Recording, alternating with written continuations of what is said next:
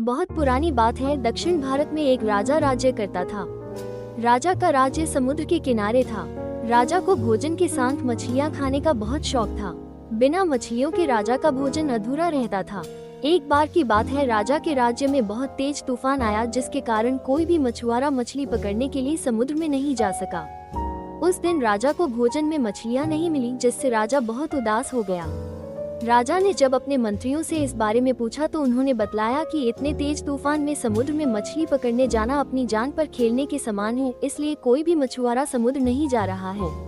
राजा ने घोषणा करवाई कि जो भी समुद्र से ताजी मछलियां लाएगा उसे मुंह मांगा इनाम दिया जाएगा। राजा की घोषणा सुनकर मछुआरों के मन में लालच तो आया, किंतु कोई भी मछुआरा अपनी जान जोखिम में डालने के लिए तैयार नहीं हुआ।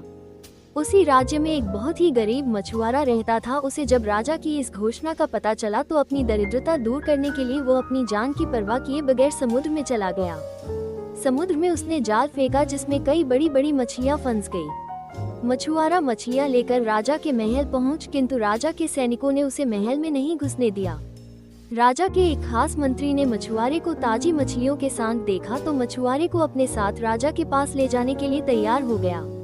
मंत्री जानता था कि राजा मछलियां देखकर बहुत अधिक प्रसन्न होगा और इसके बदले मछुआरे को बहुत सारा धन देगा, इसलिए उसने मछुआरे के समक्ष एक शर्त रखी कि जो भी इनाम मिलेगा उसका आधा हिस्सा मंत्री अपने पास रखेगा। मछुआरा मंत्री की बात मान गया और मंत्री मछुआरे को लेकर राजा के पास पहुंचा। मछुआरे के पास ताजी ताजी मछलियां देख राजा बहुत खुश हुआ। राजा ने मछुआरे को मुंह मांगा इनाम मांगने के लिए कहा।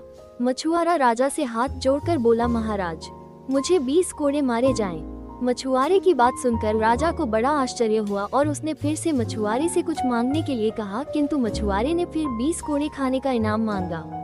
राजा ने अपने सैनिकों को बुलाया और मछुआरे को 20 कोड़े मारने का आदेश दिया। सैनिकों ने मछुआरे को कोड़े मारना शुरू किया।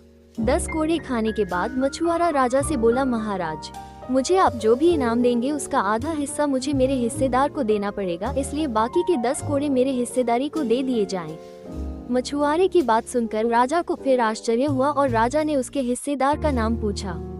मछुआरा मंत्री की तरफ इशारा करते हुए बोला, महाराज यही मेरे हिस्सेदार हैं। इन्होंने ही मुझे आपके पास लाने के बदले प्राप्त इनाम का आधा हिस्सा मांगा है। राजा ने मंत्री की ओर देखा तो मंत्री ने शर्म से अपना सर झुका लिया।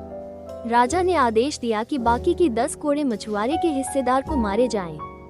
सैनिकों ने राजा के आदेश पर मंत्री को 10 कोड़े मारे। राजा ने मंत्री को उसके लालच के कारण अपने मंत्री पद से हटकर राज्य से बाहर कर दिया और मछुआरे को बहुत सारा इनाम देकर विदा किया। शिक्षा, राजा और लालची मंत्री की कहानी से हमें शिक्षा मिलती है कि लालच में आकर कभी भी किसी को अनावश्यक रूप से परेशान नहीं करना चाहिए।